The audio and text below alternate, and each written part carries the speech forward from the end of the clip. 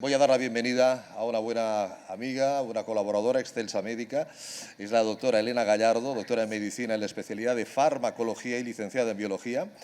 Ella presenta una amplia trayectoria en investigación clínica con activos naturales dentro del área terapéutica del sistema nervioso central e inflamación, acreditada por la ANECA, cuenta con más de 12 publicaciones JCR. Actualmente es directora médica del laboratorio Pentalium Pharma, especializado en el desarrollo de fórmulas exclusivamente naturales, y profesora en la Universidad Internacional La Rioja. Hoy la doctora Gallardo no está como ponente, sino está como moderadora. Doctora Gallardo, muy bienvenida y muchas gracias. Gracias a ti, Ricardo. Un aplauso para la doctora Gallardo, por favor. Muchas gracias.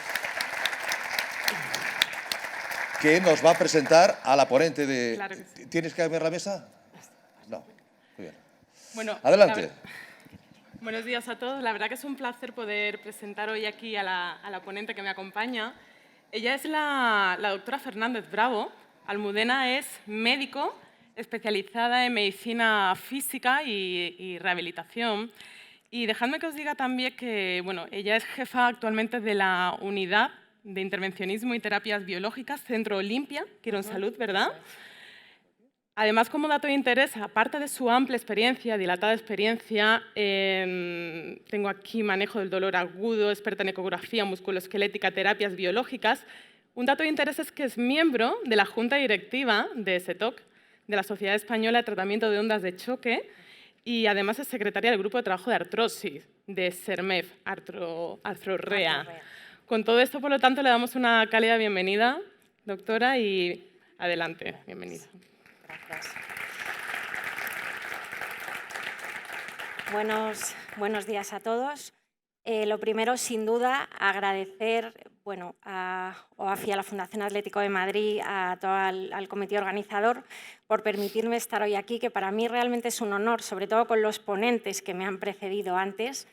Es un honor poder exponeros mi experiencia y mi ponencia. Menor experiencia, sin duda, que aquí el pionero doctor Miquel Sánchez y el resto de los ponentes. Pero bueno, voy a comentaros, esto ya hemos hablado. Mi charla trata sobre todos los tratamientos de PRP en patología de miembros superiores. Una breve revisión, aunque sin duda ya se ha hablado, parte se ha hablado. Y os voy a contar algún caso personal mío y mi experiencia. He hecho una breve revisión sobre las patologías, más frecuentes en miembro superior. Para tratamiento de PRP en hombro, en patología del manguito rotador, tanto quirúrgico como no quirúrgico, en homartrosis, en capsulitis, esto es lo que generalmente en la bibliografía vemos que más se trata. A nivel del codo, sin duda lo más frecuente es en la epicondilopatía, tanto lateral como medial. Y a nivel de mano-muñeca, sin duda es mucho menos frecuente su utilización, pero también, como veis, los artículos, como ya han ido explicando, pues ha ido evolucionando, ¿no? Y ha ido creciendo y sin duda falta mucho por hacer. Pero bueno, yo he resumido un poco, he recogido algunas revisiones sistemáticas. Voy a empezar por el PRP en la reparación quirúrgica del manguito rotador. Esta revisión sistemática y metaanálisis, publicada en el 2021, analiza 14 ensayos clínicos randomizados de nivel 1 y lo que hacen es comparar la reparación quirúrgica con o sin PRP en pacientes con roturas de espesor completo. Voy a hablar, continúo con todo lo que se ha dicho en las previas. El principal problema de todo esto es la heterogeneidad, ¿no? El tiempo de seguimiento en estos artículos también era variable, desde 6 semanas hasta 52 meses.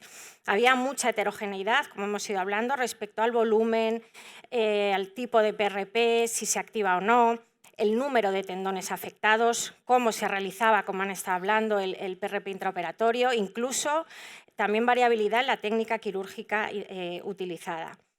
Aún así, concluyen que en la cirugía, la reparación del manguito, en el grupo con PRP, había una disminución de la tasa de re-roturas, del dolor, y había una mejoría del función a largo plazo. Como también se ha hablado, en el PRP intraoperatorio con plasma pobre en leucocitos, combinado con PRP en roturas grandes o masivas incluso, disminuían la tasa de re-roturas. Otro artículo muy similar, también en reparación de la cirugía del manguito, es muy similar, recogen 17 ensayos clínicos del nivel 1. Igualmente comparan reparación quirúrgica con o sin PRP, en este caso en pacientes más jóvenes, con roturas de espesor completo. Al igual que en los otros, gran heterogeneidad, lo mismo en el número de tendones afectados, el tipo de infiltración, si se hacía intratendón, si se hacía subacromial, también en la técnica quirúrgica. Y en este artículo también concluyen que hay una disminución en la tasa de re-rotura en el grupo de pacientes tratados con PRP y una disminución estadísticamente significativa en el dolor valorado por escalas Constant-Eva. Por lo tanto, concluyen que el PRP podría mejorar clínicamente, pero dada la elevada heterogeneidad, pues no podía haber datos concluyentes. Respecto al PRP en la patología del manguito rotador no quirúrgica, en este caso, he seleccionado este artículo del 2021. En este artículo recogen 6 artículos, 3 de ellos eran ensayos clínicos, los tiempos también variables. En 3 artículos había una rotura parcial, en otros, diagnosticado con reso, en otros no. El número de infiltraciones también era variable, así como el volumen. Solo hablaban de la periodicidad en 2 de los artículos y tampoco hablaban del método de infiltración. Solo en 3 de los artículos hablaban de que se hacía con guía ecográfica, ¿no?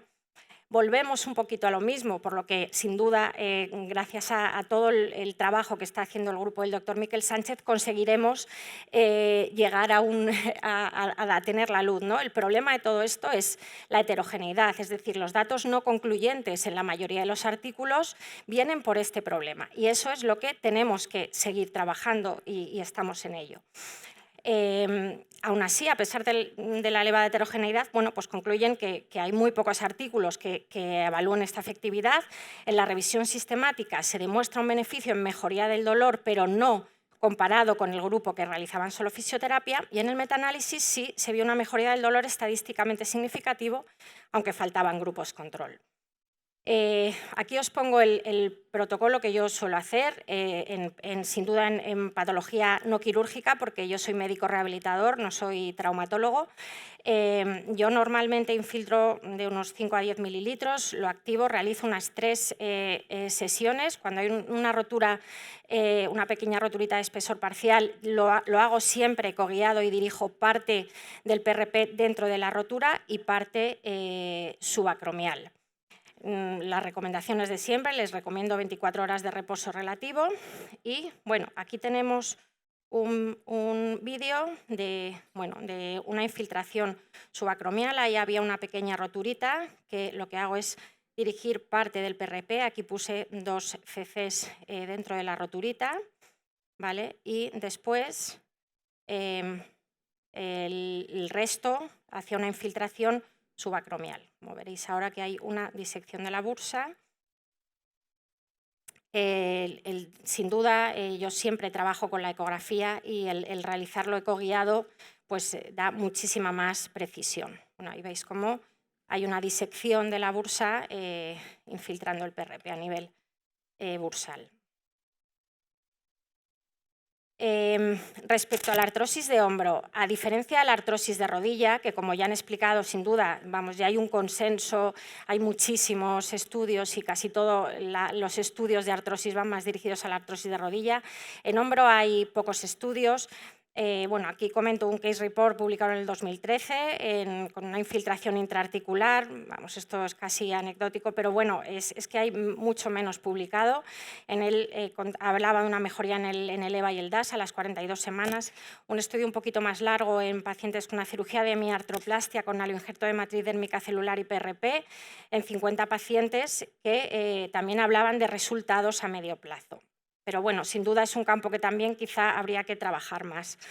Respecto al codo, aquí el rey sin duda es la epicondilopatía y en concreto la lateral. Eso es una duda que no sé por qué en concreto hay incluso diferencias entre lateral y medial, o sea, diferencias. Yo por lo menos he visto que quizá hay más evidencia en la epicondilopatía lateral, siendo los dos en el codo. Bueno, he recogido varios artículos. Esta revisión sistemática y metaanálisis recoge 7 artículos que comparan el PRP con los corticoides. La forma de preparación solo la nombran en 4 artículos. Tampoco describen si se realiza con ecografía o no. No detallan yo creo que se me ha movido ahí. No detallan tampoco el tiempo de evolución de la epicondilitis o de la epicondilopatía previa. y el seguimiento pues, es bastante variable también. Concluyen en este artículo que los corticoides en esta patología demuestran beneficio a las 4-8 semanas, pero que a largo plazo, a las 24 semanas, las infiltraciones con PRP mejoran el dolor y la función comparado con los corticoides. Otro artículo publicado en el 2021, en este caso, no solo comparan con corticoides, sino con otros tratamientos, con sangre autóloga, con suero salino, con láser. Estamos en lo mismo, variabilidad en la presentación, diferentes corticoides, no cuentan el método de infiltración y concluyen en que hay una evidencia estadísticamente significativa en mejoría del dolor y la función en el grupo del PRP, pero dado los escasos estudios comparables y la heterogeneidad, pues tampoco pueden aconsejar o desaconsejar su uso. Yo aquí os voy a contar un pequeño estudio que hice yo personalmente. Yo llevo muchos años también haciendo ondas de choque y en concreto veía que en esta patología, así como en otras patologías, hay muchos buenos respondedores, igual probablemente que en el PRP. En la epicondilitis pues no era tan llamativa, entonces pensé, esto hace ya años, aquí tiene que haber, de ahí empecé yo a meterme en este mundo, ¿no? Bueno, pues tiene que haber ahí empecé a revisar, a ver, y bueno, hice este pequeño estudio, que es un estudio retrospectivo, pero bueno, que lo que quería era evaluar el dolor y la satisfacción de los pacientes con epicondilopatía refractaria, es decir, pacientes por lo menos de más de 6 meses de evolución, que ya habían hecho fisioterapia, se les habían infiltrado, en ocasiones se les había hecho ondas de choque. Y bueno, lo analicé, ahí me pilló la pandemia por medio, por eso hay una variabilidad en el tiempo de evolución entre 1 o 2 años. Entonces recogí 69 pacientes, de los cuales 28 eran varones, 41 mujeres, la mayor parte eran de lateralidad derecha. Un 31,8% habían recibido previamente corticoides y un 7% un tratamiento con ondas de choque previo. Yo les realicé 2 infiltraciones ecoguiadas, haciendo parte intratendón y parte perietendón, con un intervalo de 15 días. Lo realicé en la Fundación Jiménez Díaz con el servicio de hematología. En este caso se preparó con un sistema abierto en una cabina de flujo laminar. Y bueno, pues estos son los resultados. Hubo una mejoría en el EVA de 7,5 a 3,2. A los 23,4 meses, un 76,8% de los pacientes se les había dado de alta por este motivo y lo importante también, la satisfacción percibida por estos pacientes, un 88,4%, pues tenían una satisfacción muy importante y también un dato pues, que no hubo ningún efecto adverso. Por lo tanto, sí que concluimos que podía ser una alternativa segura y eficaz, una buena satisfacción percibida y algo importante también, que esa mejoría se mantenía más a largo plazo, quizá a diferencia de lo que podría pasar con los corticoides.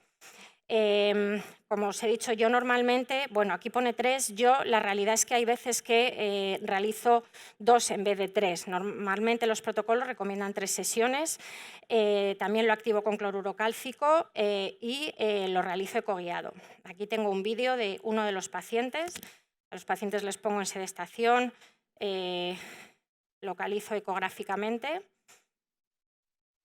bueno, y ahí, voy a pasarlo igual, a ver, ahí está. Igual la ecografía no se ve demasiado bien.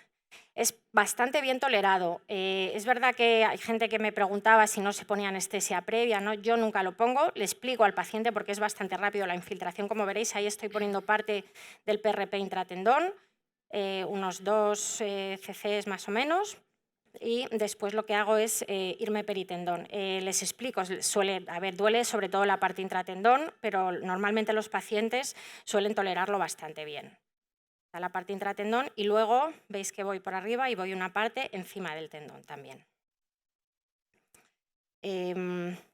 Bueno, una patología algo menos frecuente, pero pues está descrita también, sobre todo es en lesiones del bíceps distal. Hay un artículo, el que es un caso que se realiza una infiltración ecoguiada, pero aquí añaden también bupivacaína, añaden microperforaciones, pero aún así hablan de una mejoría en las escalas a las 6 semanas sin complicaciones.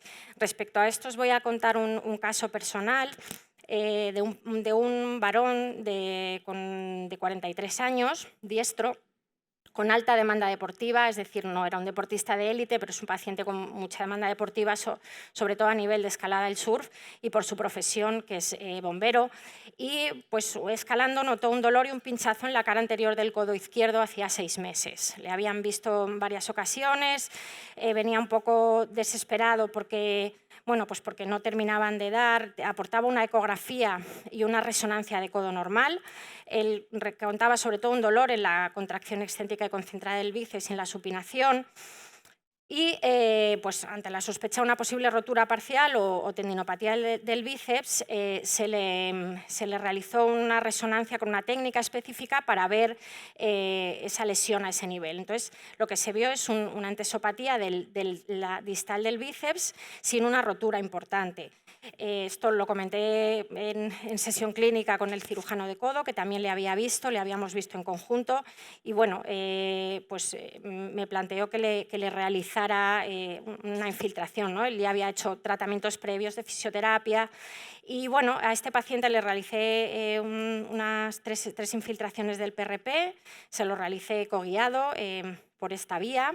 Y el paciente, algo que tampoco suele ser tan frecuente, desde la primera infiltración como a las 2 semanas notó una mejoría muy importante, a veces les explicamos que tardan un poco más, y al mes y medio de la infiltración pues estaba prácticamente asintomático, haciendo deporte exigente, a pesar de que, bueno, pues de esto que hay que explicarle que vayan un poquito poco a poco, pero bueno, el paciente evolucionó bien.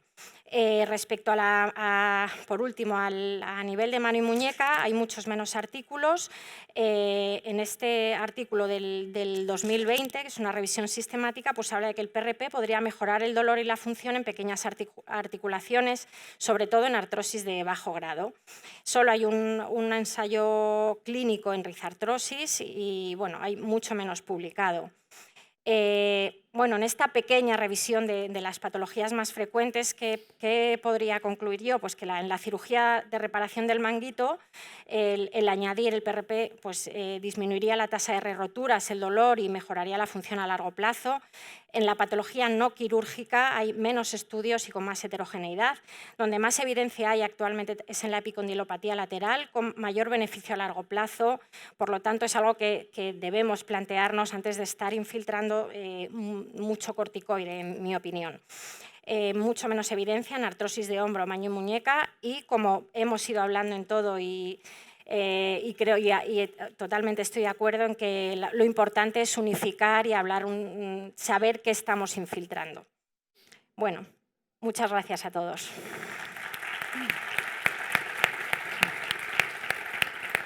No sé cómo he ido de tiempo. Sí.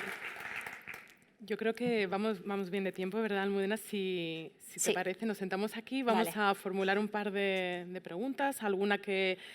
¿Hay alguna pregunta en el público alguien que quiera hacerle? ¿Alguna pregunta a la doctora? Vale, pues dejadme entonces, porque yo sí tengo un par de curiosidades, ¿vale? Si me lo permitís. A ver, sí que me quedo como titular de tu presentación y ya ha salido a colación, obviamente, las presentaciones anteriores de esta gran heterogeneidad en resultados con infiltraciones de PRP y que todavía queda mucho camino por andar. Me quedo con tu experiencia, ese caso tuyo de observación y de estudio, en el caso de la epicondilitis en concreto, donde parecía que no daba buenos resultados, tanto no tan favorables las ondas de choque, sin embargo, pues en este caso la infiltración con PRP sí.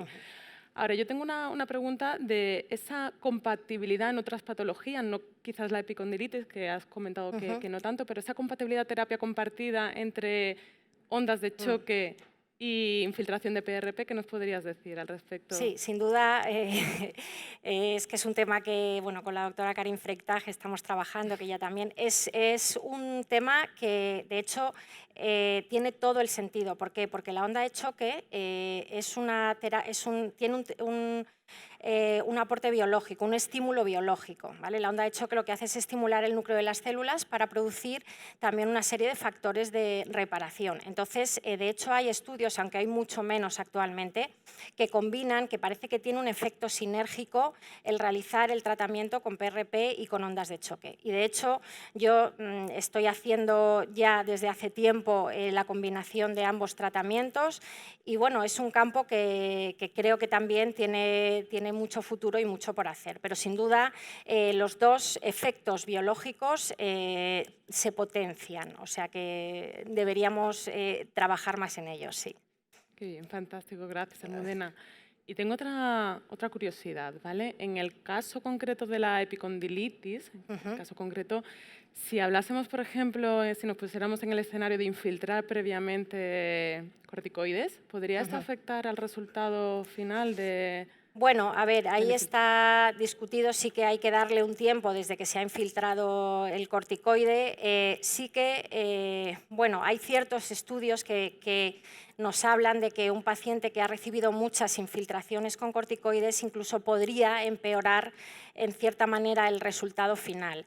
No es algo que, o sea, no es una contraindicación sin duda para hacer el PRP, pero bueno, sí que hay algunos estudios que van a favor de infiltrar menos corticoide, casi empezar más por estas terapias, ya que podrían empeorar un poquito el resultado y el pronóstico a medio y largo plazo, sí, en estos pacientes. Es también debatido, como todo, habrá opiniones, pero bueno, mi opinión teniendo estas terapias sería no esperar mucho más tiempo y comenzar a hacerlas desde el principio.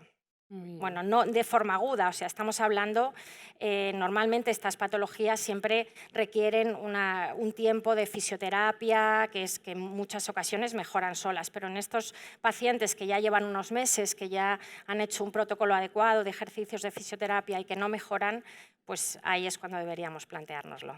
Muy bien, muchísimas gracias, Almudena. Nada. Pues yo creo que podemos, no sé si hay alguien que quiera hacerle alguna pregunta de última hora, si no, podemos ya dar paso al siguiente ponente. Muchísimas gracias, doctora. Un placer tenerte.